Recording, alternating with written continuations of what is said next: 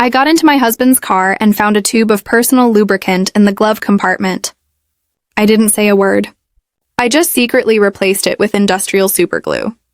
And what happened next forced our neighbors to make an emergency call to the fire department. I'm so glad you're here. If you're watching this video, please like and subscribe to my channel and tell me in the comments where you're listening to my story of revenge from. I want to know how far it's traveled. I sat at the kitchen table. The silence in the house as thick as morning fog. A silence that had become a constant unwelcome guest. The old clock on the wall, a wedding gift from my late mother, ticked with a relentless accusatory rhythm. Each beat a painful reminder of a life I was beginning to suspect was a beautiful, meticulously crafted lie. My husband Julian had just returned from one of his countless business dinners. He looked not merely exhausted, but haunted, as if he carried the weight of a secret too heavy to bear. His face was a map of fatigue and guilt, lines etched around his eyes and mouth that had never been there before. He tossed his jacket on the sofa with a weariness that felt performative, loosened his tie as if it were a noose he was desperate to escape, and collapsed onto the bed, the familiar springs groaning under his weight. Without even bothering to shower, the faint scent of his expensive cologne hung in the air, but it was mixed with a new alien fragrance, a sweet floral perfume that felt like an intrusion, a brazen confession from a life I didn't know he was living. A few minutes later, the gentle hum of his snoring filled the house, a sound that once brought me comfort, but now felt like a mocking lullaby. A lullaby for a fool. I got up, moving with the quiet, practiced grace of a wife of 40 years, and began to tidy up the mess he'd left in the living room. His jacket, his wallet, his cell phone, his old laptop. The phone screen was still on, a new email glowing like a sinister omen. I frowned. Julian never used email. He always said, "Juliet, all this tech stuff is too complicated. I'd rather just make a call."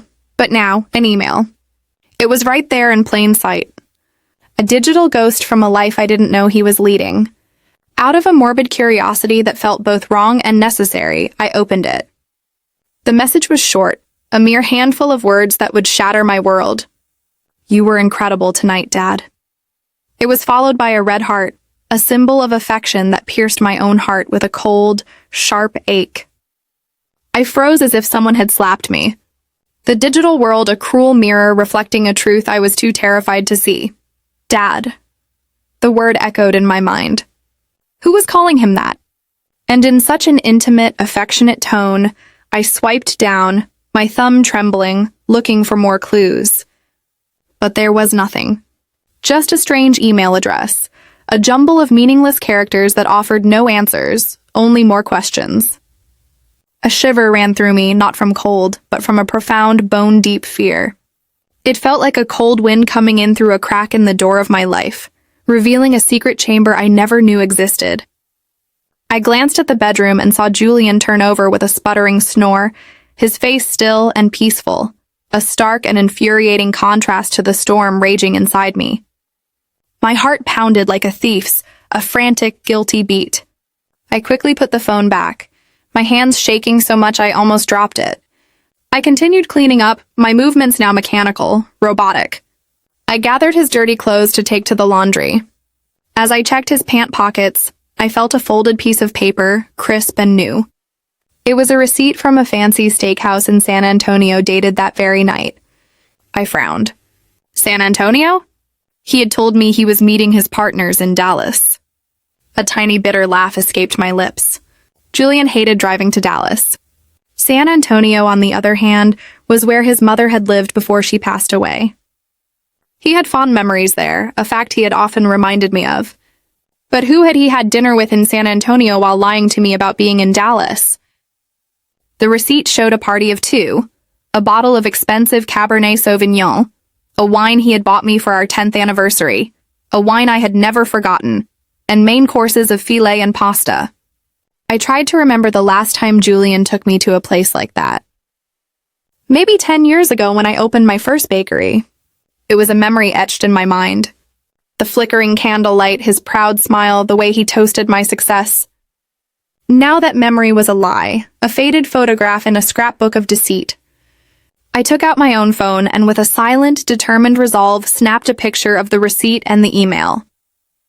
I didn't want to believe it, but a woman's intuition, a wife of 40 years' intuition, is a deep, primal knowing. Something was going on and I had to find out what it was. My hands were trembling, not just with anger, but with a deep existential dread. I felt like I was standing on the edge of a cliff, about to witness the spectacular collapse of my entire life. I went to the garage. Julian's old SUV was still warm, the air thick with the smell of gasoline and that faint, sweet perfume from his clothes. I opened the door, a small, cold dread gripping my stomach. I turned on my flashlight and checked every corner of the driver's seat. There was nothing out of the ordinary, just some loose change and an empty water bottle. But as I reached into the passenger side glove box, my fingers brushed against something plastic and slippery. I pulled it out and my heart almost stopped. A tube of used personal lubricant with dried residue on the cap. A sticky, damning piece of evidence. I stood there in the dark garage, staring at it as if it were a dirty secret, a tangible manifestation of my worst fears. Julian and I hadn't been intimate in years. He always said he was tired, that age had sapped his desire. So, what was this lubricant for? The question echoed in my mind, each syllable a hammer blow to my fragile reality. I felt paralyzed but kept a clear head, a survival instinct kicking in. I put it back exactly where I'd found it. I wiped my hands with a napkin, scrubbing them raw as if I were afraid the betrayal would leave a permanent mark on my skin. I continued searching, this time more carefully, more methodically. Under the back seat, I found some crumpled napkins soaked in a sweet floral perfume that wasn't a man's and wasn't my soft, familiar rose fragrance. The scent was alien, defiant, a loud, vulgar shout of infidelity in the quiet sanctuary of our garage. I took photos of everything, the lubricant, the napkins, as if I could capture the scent in an image. I closed the car and went back inside, the weight of the evidence pressing down on me, heavier than any flour sack I had ever lifted. I sat at the kitchen table, my hands trembling uncontrollably as I picked up Julian's phone again. By this point, I was almost certain he was cheating on me. I checked his messages, but there were only work chats, cold and dry like a desert landscape. His inbox was empty, except for that one strange email. I checked the sent and draft folders. Nothing. Everything was too clean, too perfect, suspiciously so, as if he had erased every trace of his deception. A master of lies, I thought bitterly. My rage was now a cold, hard stone in my chest, and a new, more dangerous emotion began to stir within me, a desire for truth, a need to expose the lie, no matter the cost. The next morning, just as the sun rose and the soft light filtered through the window curtains, I was already awake, a ghost in my own house. The image of the lubricant, the restaurant receipt, and that email wouldn't stop swirling in my head, a venomous carousel of doubt. I stood in the kitchen, my hands busy, but my mind a frantic whirlwind. I made a simple breakfast, 2 fried eggs, some toast, and a cup of the strong black coffee Julian liked. I had barely slept all night. Julian came down looking tired, his hair a mess and his eyes still groggy. He sat at the table, grabbed his coffee cup, took a sip, and set it down half full. "I have an important meeting today," he said in a husky voice, a rehearsed line he'd used countless times before without looking me in the eye. "I'm sure I'll be home late." He was so good at this, I thought. The easy lies, the casual tone, it made my blood run cold. I nodded with a strained smile, though all I wanted to do was scream, "Where is the meeting?" With whom? In San Antonio again. But I held back, my rage a silent fire, and simply replied, "All right, be careful." He got up, gave me a light pat on the shoulder, a gesture that felt more like an afterthought than a sign of affection, and left. The door closed, leaving the kitchen in silence, and me with a suspicion that was growing into a monstrous certainty. I cleared the table and washed the dishes one by one, the rhythm of the task, a small anchor in the storm of my emotions. I couldn't just sit there inventing theories. I needed the truth, hard evidence. I picked up my phone and looked for the number for Mrs. Miller, a friend from years ago who had helped me so much when I first opened the bakery. She had once told me about a good private investigator who specialized in infidelity cases. "Juliet, if you ever need it, I can give you Thomas's number," she had said. "He's very discreet and reliable." I never thought I would need to call him, but now I had no other choice. I dialed her number, my voice trembling, each ring a drumbeat of my mounting anxiety. "Hello, Mrs. Miller. Can you help me get in touch with Thomas? I need him." She was silent for a few seconds, a pause that spoke volumes before answering. "Juliet, what's going on? Did Julian do something?" I sighed, not wanting to get into the details over the phone, my pride bruised and raw. "I just need to know the truth. Can you help me?" Mrs. Miller, a woman of few words but profound intuition, agreed immediately, and just an hour later, I received a message from Thomas asking me to meet him at noon at a small cafe downtown. "Mrs. Roberts, please don't worry. I will help you," he wrote. The message was short, but it was enough to give me a little relief. A lifeline in a sea of deceit. At noon, I went to the cafe, a tiny place with worn wooden tables and the aroma of roasted coffee filling the air, a scent that usually comforted me, but now felt strangely foreign. I chose a secluded corner where no one would notice me, a shadow in a room full of light. Thomas walked in, a middle-aged man, short and stocky, with a simple light blue shirt and philosophical eyes that seemed to read everything, to see through the surface of things. I handed him a flash drive with the photos I had taken the night before. The strange email, the restaurant receipt, the lubricant tube, and some napkins. "This is all I have," I said, my voice shaky. "I'm not sure, but I think my husband is cheating on me." The words tasted like ash. Thomas nodded, reviewing each image on his phone, his face impassive, a professional facade hiding whatever thoughts he had. He carefully made notes in a small notebook. "Mrs. Roberts, I understand. I'll start following Mr. Roberts this afternoon. Don't worry, I'll let you know as soon as possible."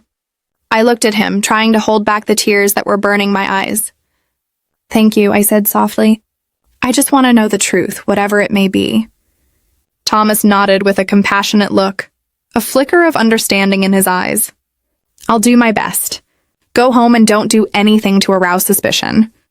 I left the cafe and walked through the crowd, but I felt a loneliness I had never experienced before.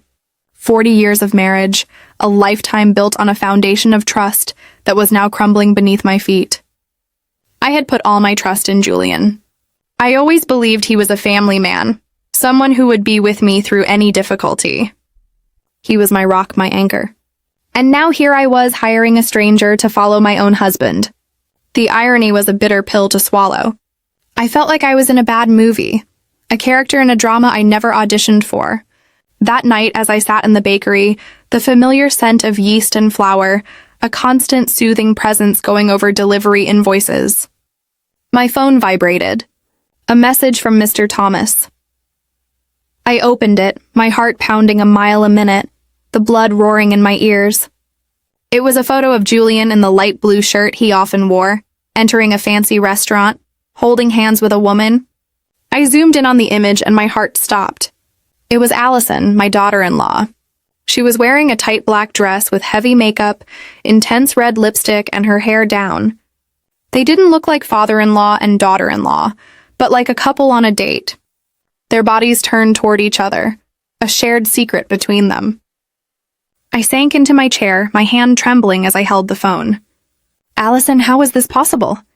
At family gatherings, she and Julian always acted distant, barely speaking to each other. I now realized it was a masterful act, a performance for my benefit. Mr. Thomas sent more photos. In one, they were sitting in a secluded corner, the table decorated with candles and flowers. Allison was leaning toward him, smiling, and Julian was toasting her glass with an oddly tender gaze. I saw the photo and felt a crushing pain in my chest. In 40 years, I had never seen him look at me like that, not even when we were young. When I was that girl from San Diego with long hair and a radiant smile, he looked at me that way. A look of genuine adoration, of a love I thought was mine. Now it was hers. In the middle of the night, a video arrived from Mr. Thomas. The clock on the wall read 2 a.m. I put on my headphones, a desperate attempt to keep the secret contained, and pressed play. My hands so shaky I almost dropped the phone. In the video, Allison leaned close to Julian's ear, whispering something that made him laugh loudly, a sound that was a stranger to me. Her voice sounded sweet, her eyes sparkling under the restaurant lights. Then they got up and left, and Julian, ever the gentleman, opened the car door for her as if she were a lady and he were her lover. I replayed the video again and again, a self-inflicted torture. Each time felt like another stab to the heart. Allison, my daughter-in-law, whom I had treated like my own daughter, whom I had taught how to make our family's traditional flan, and Julian, the man I had given my whole life to, with whom I had built a family. What were they doing behind my back? Behind Daniel's back? The questions were a tidal wave, threatening to drown me. I saved all the photos and the video to a flash drive, making a note of every detail, date, time, place, even the name of the restaurant. My hands worked on autopilot, but my mind was in chaos. I didn't want to believe it. I couldn't believe Julian and Allison were capable of something so low, so cruel. But the evidence was right in front of me, undeniable, a mountain of proof. I stayed in the bakery among trays of sweet pastries that smelled delicious, but I felt like my world was falling apart. I remembered the early days of the business when Julian would help me carry sacks of flour, when we would laugh together in that little kitchen, our dreams as big as the sky. Now it all seemed like a distant memory, a beautiful lie I had lived for too long. The next morning, I was in the small kitchen of the bakery, holding a list of orders for a large hotel downtown. The smell of flour and vanilla, which always brought me peace, felt empty that day, a hollow comfort. As soon as I finished signing the delivery invoice, my phone vibrated in my apron pocket. I wiped my hands and my heart sank when I saw it was a message from the detective. Just a short sentence. "Mrs. Roberts, I'm sending you more evidence." I took a deep breath, trying to stay calm, but my hands trembled as I opened the message. A series of photos appeared on the screen. The first showed Julian in his usual gray shirt, leaving a law office near the main plaza. By his side was Allison in a beige office dress, her hair in a high ponytail, and huge dark sunglasses that almost covered her face. A pathetic attempt at anonymity. They were walking very close together, not like in-laws, but like a couple. Their bodies a testament to their forbidden bond. In the next photo, they were standing in front of a 4-star hotel with gleaming glass doors and a gold sign. I zoomed in, desperately looking for some sign to deny what I was seeing, but there was nothing. They looked too natural, too comfortable together, a part of a world I was not a part of. Then came a short video from Mr. Thomas. I pressed play, and my heart pounded so hard I thought it would burst. A frantic drum against my ribs. The shot was from a distance, but it was clear enough to see Julian and Allison on the 3rd-floor balcony of the hotel.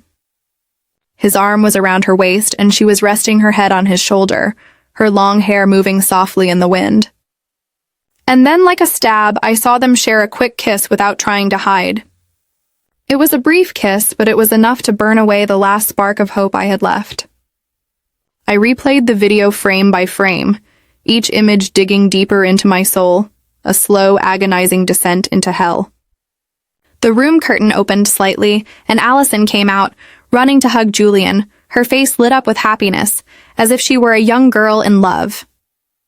I slumped into the chair, clutching the edge of the table to keep from falling apart. Mr. Thomas wrote, "They also rented the room for the afternoon. It looks like they're staying the night. I'll keep an eye on them." I read the message over and over, my throat tight, as if I were being strangled. Just a few hours earlier, Julian had written to me, "Juliet, I won't be home tonight. I have to meet a potential partner from out of town. Get some rest." The tone was sweet and caring, just as it had been for years. But now I knew it was all a lie. A well-constructed lie. A potential partner from out of town? He wasn't out of town. He was here in a 4-star hotel with our own daughter-in-law. I opened my portable hard drive and carefully saved every photo and every video. Each time I hit save, I looked at the image as if to make sure I wasn't dreaming. In the video, Julian's gaze toward Allison was so tender. The way he caressed her hair reminded me of the way he used to do it with me more than 30 years ago. We were young and I believed our love would last forever. A promise whispered under a starry San Diego sky. Now seeing this, all I saw was lies and blatant betrayal. I remembered family gatherings, everyone sitting around the table, a tableau of our perfect family. Allison always sat far away from Julian. Sometimes she even looked at him with disgust. Daniel would joke, "Mom, I think Allison can't stand Dad. She avoids him like the plague." I believed it too. I thought they just didn't get along, that she was just trying to fit into the family. But now I understood it had all been a farce, a carefully choreographed dance of deception. They acted too well in front of me, in front of Daniel, in front of the whole neighborhood. I felt like a fool, a blind wife, betrayed by two traitors right in front of my eyes. People were going about their lives unaware of what was happening on that hotel balcony. But Mr. Thomas had captured the perfect moment like a silent hunter, a snapshot of my reality. I replied to him, "Thank you. Please keep watching. I need to know everything." He answered briefly, "I will. Stay calm." That night, I returned to the house that had been my home with Julian. It felt foreign now, a place of ghosts and lies. I opened the dresser drawer and took out a thick envelope, my hands moving with a grim determination. I printed all the evidence, photos of Julian and Allison leaving the lawyer's office, photos of them entering the hotel, photos of them on the balcony, and every frame of the video. I carefully arranged them, sealed the envelope, and hid it at the bottom of the drawer under old family photos. I looked at a photo of the four of us, Julian, Allison, Daniel, and me at Daniel's birthday party a few years ago. Allison was smiling, hugging Daniel tightly, while Julian stood beside me with his arm on my shoulder, looking proud. Now looking at it, all I wanted was to rip it to pieces, to tear the image of their smiling faces from my life. The next morning, just before dawn, I heard the front door open slowly. Julian staggered in, smelling of alcohol. "The partner was too difficult, Juliet," he complained in a raspy voice, his eyes red as if he'd been up all night. "I had to drink a lot. I'm dead tired." I was in the kitchen with a glass of water in my hand, watching him perform while feeling like he was rubbing salt in a wound. "Rest," I replied calmly as always, the practiced voice of a wife. "You have to go to work tomorrow." He nodded, gave me a pat on the shoulder as if nothing had happened, and dragged himself to the bedroom. Minutes later, he was snoring peacefully, as if he'd never cheated on me, as if he'd never gone to a hotel with our own daughter-in-law. When I was sure Julian was asleep, my phone vibrated. It was a call from the detective, Mr. Thomas. His voice was low, almost a whisper, as if he feared someone would overhear him. "Mrs. Roberts," I recorded their conversation in the hotel parking lot. "I used special equipment. They didn't even notice. I'm sending it to you now." My heart pounded hard, but I simply replied, "Thank you, Thomas. Send me the file." Minutes later, an audio file appeared in my messages. I put on my headphones, sat at the table, and pressed play. The first thing I heard was Allison's voice, cold and ambitious, a stranger's voice. "Dad, hurry up with that fake contract. I want to have that whole chain of stores already. I want that old hag out of the house." I felt a blow to my chest and gripped the phone tightly. Then came Julian's voice, deep and confident. "Don't worry about those papers. Juliet doesn't know anything. Leave it in my hands. She trusts me too much." It felt like a knife twisting in my heart. They weren't just cheating on me. They were planning to take everything I had built. The bakery chain. All the sweat, tears, and sleepless nights. Baking every batch. Running all over town to make deliveries to keep my reputation. It was all mine. Julian never once got his hands dirty in the kitchen. He never worked the counter or signed contracts with hotels. And now he and Allison wanted to take it all away. To kick me out of the house I had made a home. I almost broke down, but I still had the composure to copy the audio to the flash drive where I kept the other evidence. I carefully wrote down the time and place as if trying to keep myself steady in the middle of the storm. The next morning, as I made coffee in the bakery, my phone vibrated again. Thomas sent another batch of new photos taken with a telephoto lens. In them, Julian and Allison were inside his car with a thick pile of papers in front of them. Allison had a red pen and was marking the document intently. Julian next to her nodded and smiled as if he were in full agreement. Thomas wrote, "I overheard something. It seems they want to use a contact at the notary's office to make the transfer. I'll investigate further." I zoomed in on the photo. I could see the letters on the paper, though I couldn't read them. But I knew these weren't normal work papers. They were planning to steal everything I had worked for step by step. I sat there among the trays of sweet pastries that smelled so delicious. But I felt as if my whole world was collapsing. I reopened the audio file, put on my headphones, and listened to every phrase, every word they said. That wretched old woman. That's what Allison called me. I remembered the days when she had just joined the family. When I taught her how to make rice, when I hugged her like a daughter, I thought she was part of the family, that she would be the woman who, along with Daniel, would build a future. And Julian, the man I had loved since I was a girl in San Diego, who swore he would be with me until the end. They had made a joke of me, a fool who still believed in love and family. A regular customer came in, Mrs. Peterson, who always bought pastries for her grandchildren. "Juliet, your bakery has been packed lately. Your chain of stores is expanding." "I'm so proud of you," she said, her voice warm. I forced a smile and replied, "Thank you. I'm doing my best." But inside I was a wreck. I wondered what she would think if she knew the truth. Would she see me as a strong woman or just a fool betrayed by her husband and daughter-in-law?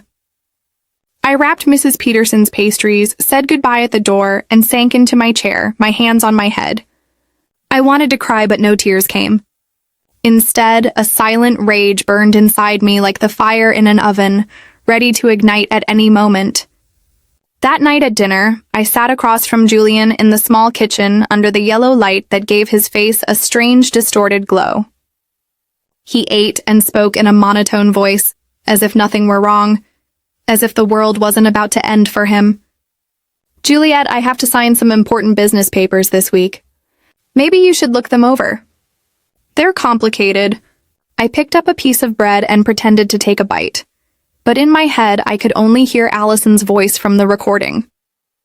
"Dad, hurry up and sign the fake contracts." I knew he was testing the waters. He wanted to drag me into his dirty plan. I gave him a dry smile, a facade of a wife who was too tired to argue, and replied, "Yes, I'll look at them later. I'm tired now." He nodded, took a sip of wine, looking at me as if nothing were wrong. But I knew that behind that smile was a man ready to take everything I had built. A predator waiting for the right moment to strike. Julian had a few more glasses of wine. His face turned red, and he started slurring his words about a difficult client he'd seen that day. I nodded as if I were listening, but inside I wanted to scream, "Do you think I'm that stupid?" When he got up, staggering, and went to the bedroom, I cleared the table, my every move slow, containing the anger that was boiling inside me. He threw himself on the bed, snoring loudly, and left his car keys on the nightstand. Gleaming under the dim light, a siren's call to my revenge. I stared at them, my heart pounding in my chest. This was my chance, my moment. I entered the bedroom slowly, careful not to make a sound. Every step felt like walking between pain and resolve, between the past and a new unknown future. I grabbed the keys, squeezed them tight, and went straight to the garage. The night was quiet, hushed, as if the world was holding its breath. All I could hear were crickets outside, their chirping a soundtrack to my silent fury. I turned on my phone's flashlight. The weak light illuminated Julian's old SUV, a silent accomplice in his betrayal. I opened the door. The smell of gasoline was still there, mixed with a strange, sweet perfume.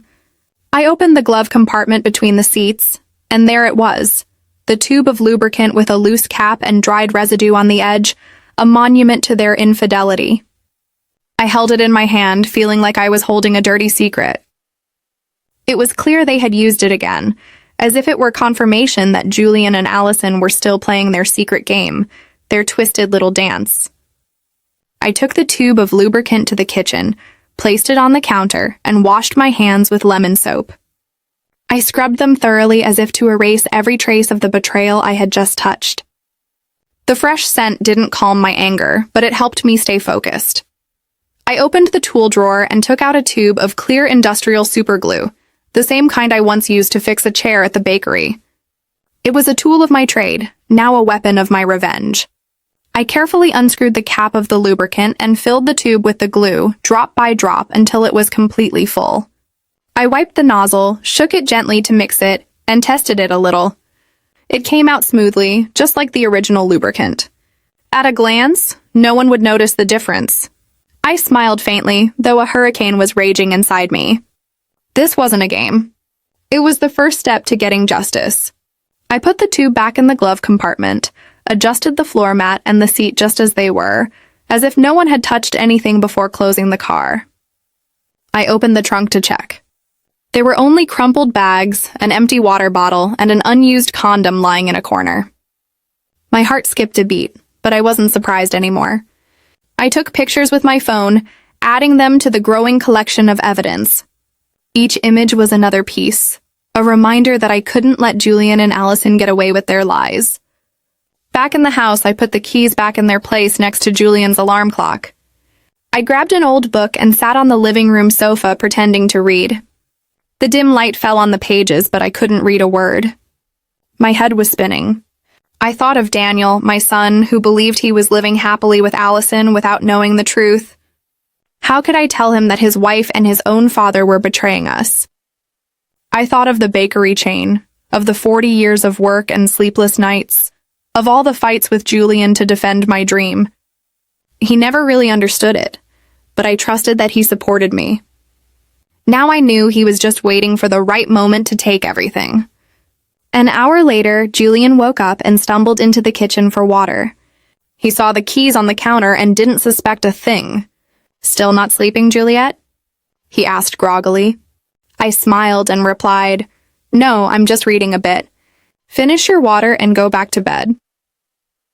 He nodded, drank, and returned to the bedroom, snoring immediately. I looked at him as if he were a stranger. This man, who once promised to be with me until the end, was now planning to destroy what I loved most. But he didn't know that I had already started my counterattack. At dawn, I got up. The sunlight was timidly entering through the bakery window. I was in my usual kitchen, kneading dough, preparing flans and sweet pastries for a large hotel order. I pressed the dough with all my might, channeling my rage into every movement. When I returned home for breakfast, I made an effort to keep a calm face. Julian was already up with a cup of black coffee in his hand. I served him eggs and toast. "Julian," I said calmly, "I have to travel to Nashville tomorrow to sign a contract with a new partner. I'm sure I'll be home late. Can you take care of dinner?" I watched him out of the corner of my eye. He looked up surprised, but in his eyes something was shining that wasn't concern. It was relief. "A big contract?" he asked, taking my hand with a feigned tenderness. "Don't worry, go ahead. I'll handle it." But that spark in his eyes, that slight curve of his lips, as if a weight had been lifted, pierced my chest. He wanted me to leave, and I knew exactly why. I smiled and nodded. "Thanks. I'll call you if I get back late."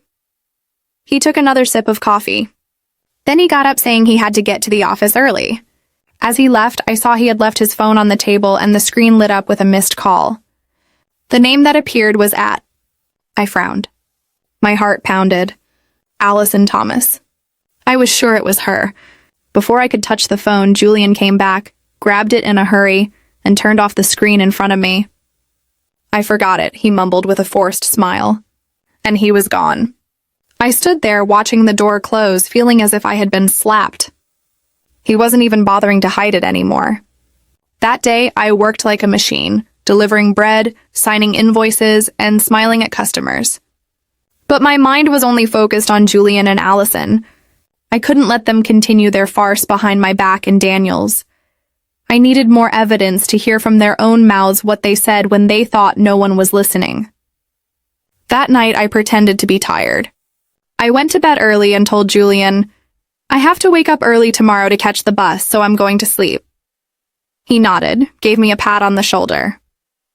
"Rest, Juliet. Be careful on your trip tomorrow." I lay down and closed my eyes, but I sharpened my hearing, attentive to every sound in the house. Close to midnight, when Julian's snoring stopped, I heard him get out of bed quietly. The faint light from his phone shone in the darkness. He left the room with his phone, thinking I was asleep. I stayed still, my heart pounding. Then I slowly got up and followed him on tiptoe. I hid behind the thick living room curtain and saw him standing in a dark corner near the window. He put the phone to his ear and spoke softly. "Yes, of course. Come over to the house tomorrow.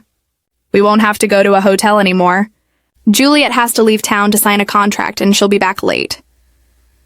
I heard a soft giggle from the other side. Allison's sweet voice. "That's great, Dad. Finally, we can relax." Julian laughed, replying, "Yeah, come early. I'll be waiting." I stood there behind the curtain, feeling my blood boil. They weren't just cheating on me. They were planning to turn my house, my son's home, and mine into their meeting place. I returned to the bedroom in silence, opened a drawer, and took out Daniel's old recorder, the one I bought him for college to record his classes.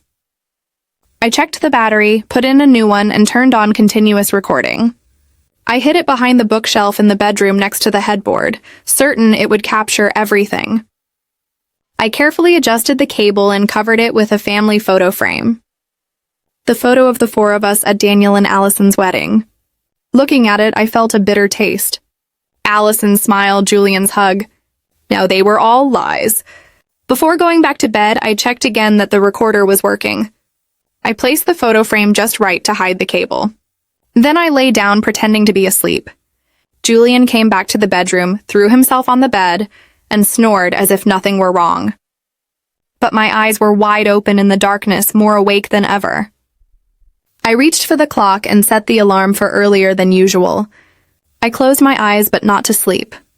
I was ready for the next step of my plan. I woke up at 5 in the morning when it was still dark. Only the faint light from the streetlights was coming through the window. The house was silent. All I could hear was Julian's steady snoring from the bedroom. I was in the kitchen with a cup of cold coffee in my hand, staring at the skillet of oil that was already on the stove. It was the last step of my plan, a simple smoke trap, but enough to expose the truth. I tied a thin string to the stove's igniter. I ran it over to the window and attached it to a heavy object, an old coffee can I found in the cabinet. All I had to do was pull it from a distance, and the flame would ignite the oil, creating thick black smoke, enough to alarm the neighbors. I opened the window by the stove a little so the smoke could get out. Then I tested it once. The smoke rose quickly, forming spirals like a warning. I turned it off immediately, checked everything again, and made sure not to leave any trace that might make Julian suspicious. I put on a jacket, grabbed my large purse, and pretended to be leaving for my trip. Before I left, I went into the bedroom and gently shook Julian. "I have to go to the bus station right now," I said in a calm voice. "I'm going to sign a contract. I'll probably be back late tonight." He opened his eyes and in a sleepy voice replied, "All right, be careful, Juliet. Call me if you need anything." Then he buried his face in his pillow and went back to sleep. I looked at the man I once loved and trusted. Now lying there unaware of the trap waiting for him, I turned away, my heart heavy, but my legs steady. Instead of going to the station, I went across the street to Mrs. Peterson's house. She was my neighbor and my friend. She opened the door and looked at me, worried, when she saw my purse. "Juliet, what are you doing up so early? Is something wrong?" she asked with affection. I forced a smile. "Mrs. Peterson, can I stay here for a few hours? I need to watch my house." She frowned, but didn't say anything else. She poured me a hot cup of coffee and gave me a chair by the window. From there, I could see the entrance to my house where Julian and Allison would enter and where the truth would be revealed. Around 10 a taxi pulled up in front of the house. Allison got out wearing a light floral dress and dark sunglasses, as if she were afraid someone would recognize her. Julian opened the door, looked around in a hurry, and quickly ushered her inside. I gripped my coffee cup tightly, my heart pounding in my chest. "It's time," I murmured, and turned on the app on my phone connected to the hidden recorder I had left in the bedroom. The sound started coming through my headphones. Allison's laughter, the clinking of glasses, heavy footsteps. Then I heard Julian's deep voice. "All right, we don't have to hide in a hotel anymore." Allison laughed. "You really know how to pick your moments. The old hag is gone, right?" I bit my lips, holding back the rage as I listened to her call me the old hag with so much contempt. Then the bed started to creak along with other sounds I didn't want to keep listening to. I closed my eyes, took a deep breath, and told myself, "Just a little longer, Juliet. Just a little longer." A few minutes later, suddenly, Allison screamed, "What the hell is this?" "We're stuck." Her voice was filled with panic, almost sobbing. Julian growled, "Shut up." "Wait, let me see." I smiled. I barely touched my phone and activated the smoke trap remotely. The string pulled hard. The stove ignited. The skillet of oil caught fire. Black smoke billowed out of the kitchen window in thick spirals, spreading outside like an alarm signal. Mrs. Peterson gasped. She looked out the window. "Juliet, your house is on fire." I pretended to be scared, but inside I felt strangely calm. Neighbors started coming out into their yards, shouting, "Juliet's house is on fire. Call the firefighters." A man nearby, Mr. Miller, quickly took out his phone and called the city fire department. I stayed there, holding my coffee cup tightly, my eyes fixed on my house. Everything was going according to plan. In my headphones, Allison's voice sounded more and more desperate. "Julian, do something." "I can't move," Julian's voice roared. "Don't scream." "I'm trying." But I knew they couldn't do anything. The industrial superglue I had swapped was already at work, leaving them trapped at their most humiliating moment. I imagined them struggling, scared, and a part of me felt satisfied. Not because I was cruel, but because they had pushed me to this. They wanted to take my bakery, my family, even my honor. Now I would make them pay. I looked out the window. The smoke continued to rise, getting thicker. The neighbors were crowding together, yelling in a panic. "What's going on?" someone asked. "Where's Juliet?" "She went out of town for work." "That's what I heard," another replied. Mrs. Peterson, standing next to me, looked at me with suspicious eyes, but didn't say anything. She just squeezed my hand gently. I knew she had a hunch, but I didn't need to give her an explanation. The truth was about to explode, and I was ready. Just 10 minutes later, the siren of a fire truck sounded at the end of the street like a death knell. The red vehicle sped up and skidded to a stop in front of my house.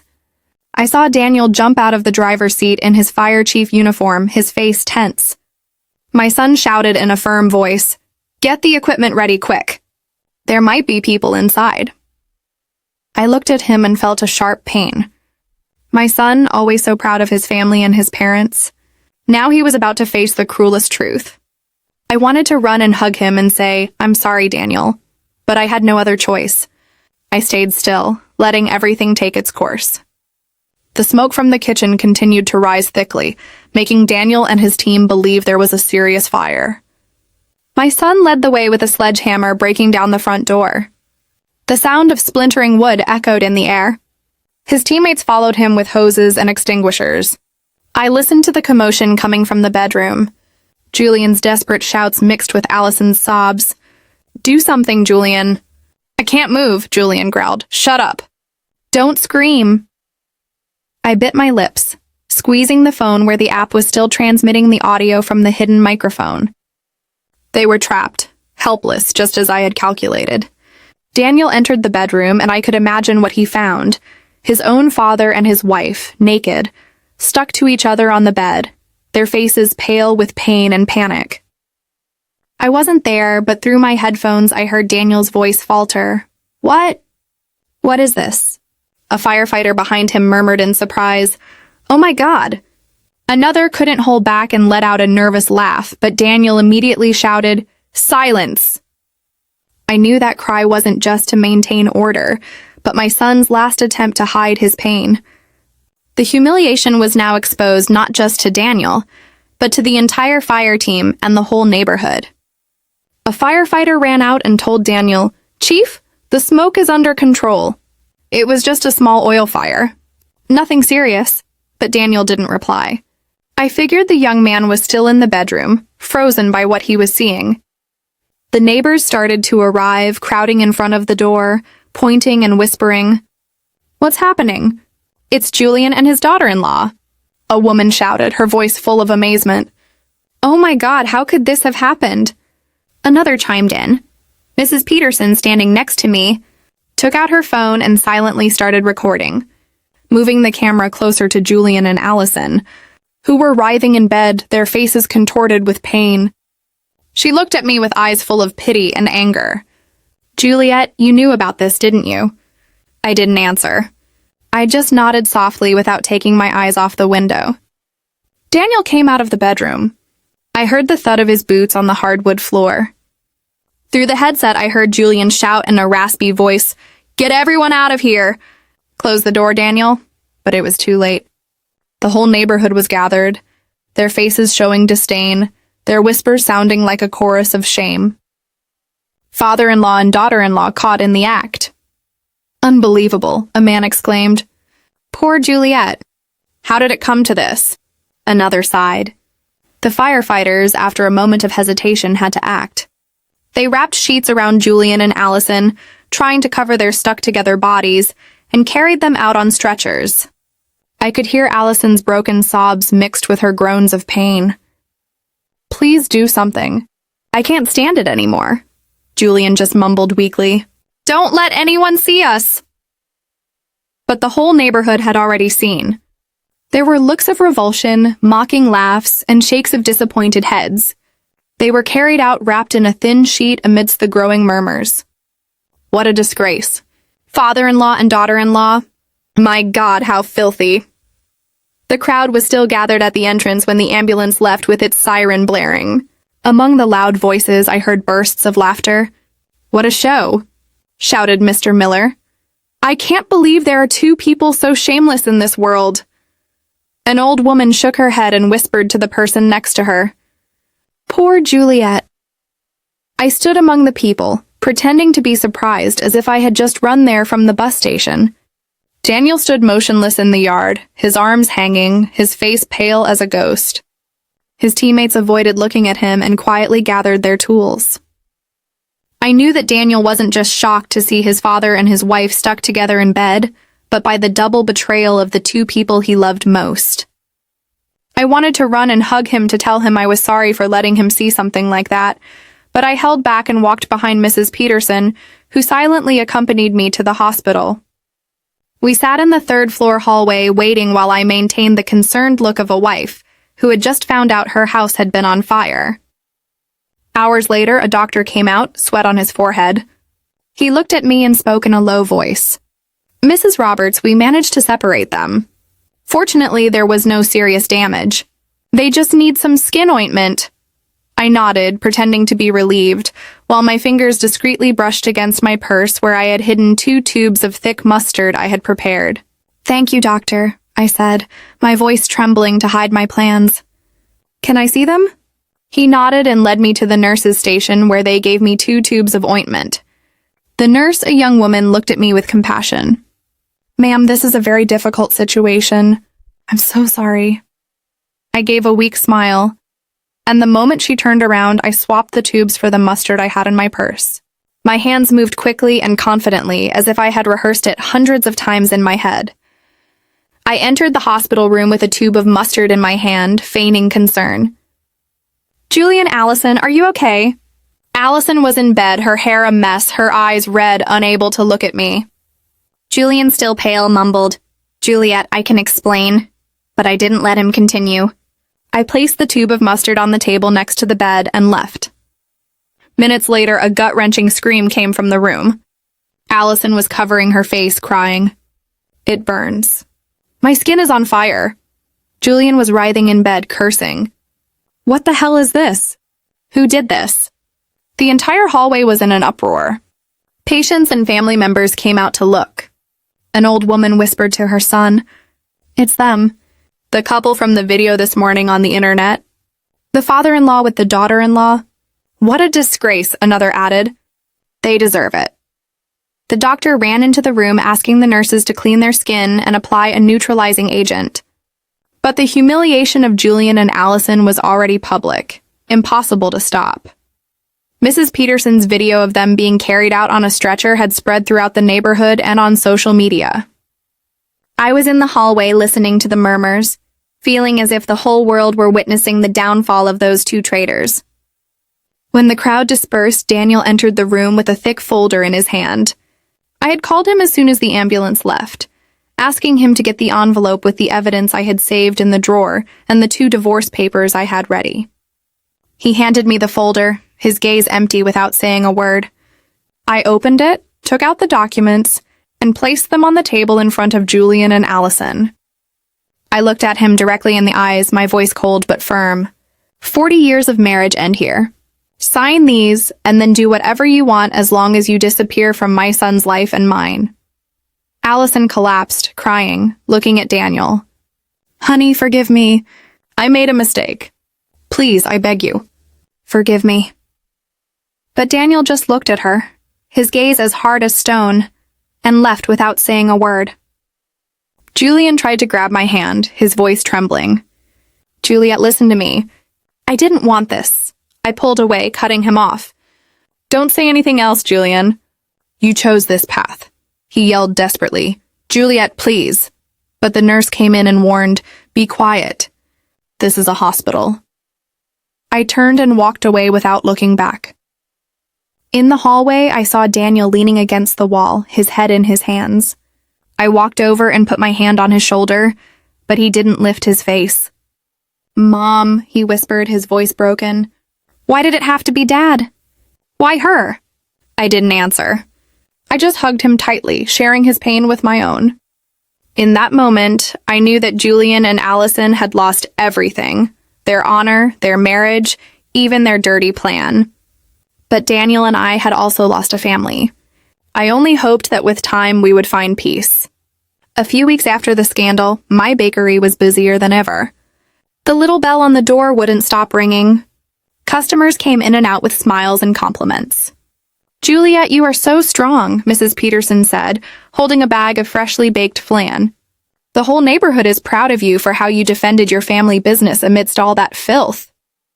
I smiled and thanked her. People supported me.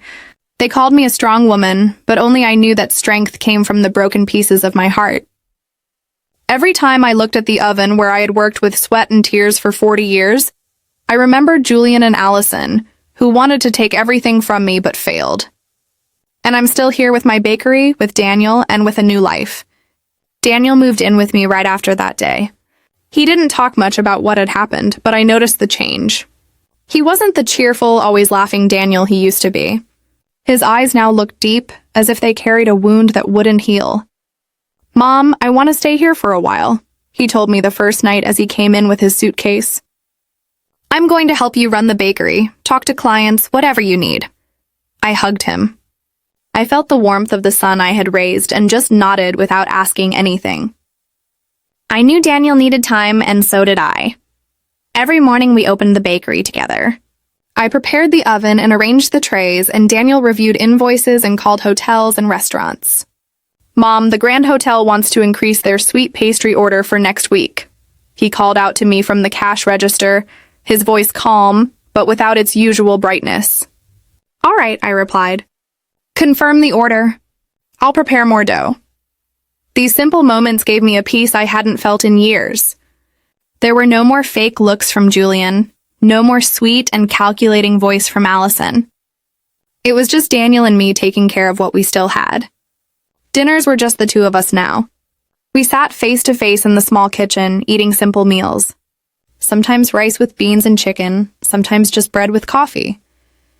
Mom, can you make me some flan this weekend? He asked me one night with a faint smile, the first I had seen since the scandal. All right, I replied, relieved, but you have to help me stir the caramel. He nodded. And in that moment, I felt that we were slowly but surely recovering. I started making time for myself, something I almost never did in 40 years. I joined a cooking club at the community center where women my age shared recipes and told their stories. Juliet, "You make the best flan in the neighborhood," a woman told me, laughing when I brought a tray. I replied, smiling, "It's a little trick I learned back in San Diego." I also started going to church on weekends.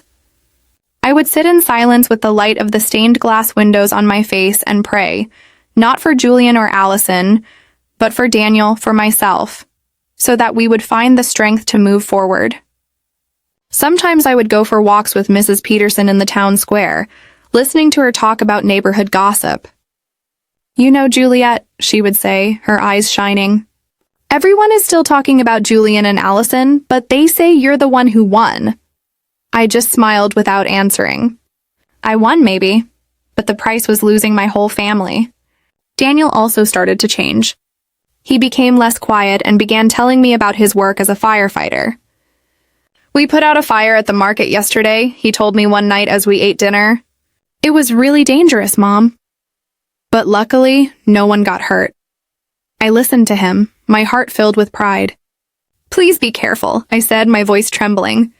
"You're all I have left." Daniel looked at me with tenderness. "Don't worry, Mom, I'll never leave you alone." Those words were like medicine. They gave me back the faith that even though I had lost so much, I still had my son who would always be with me. One afternoon, while the bakery was full of customers, I sat at the cash register watching the movement in the street. The bell on the door rang nonstop. The smell of sweetbread filled the air. I looked at the trays of flan and pastries and thought about the entire journey. I had built this bakery with my own hands, from a girl in San Diego to a woman who knew how to endure. Julian and Allison wanted to take everything from me, but failed. I kept my bakery, I kept Daniel, and most importantly, I kept myself. Did you like my story? And which city are you listening from? Let's meet in the comments. If you like the story, you can support me by sending us super thanks so I can keep bringing more stories like this. Thank you so much for your sweet support. I'm looking forward to your comments on the story. On the screen, you can see 2 new life stories that I highly recommend. There's so much more on my channel. Don't forget to subscribe. See you in the next life story. With love and respect.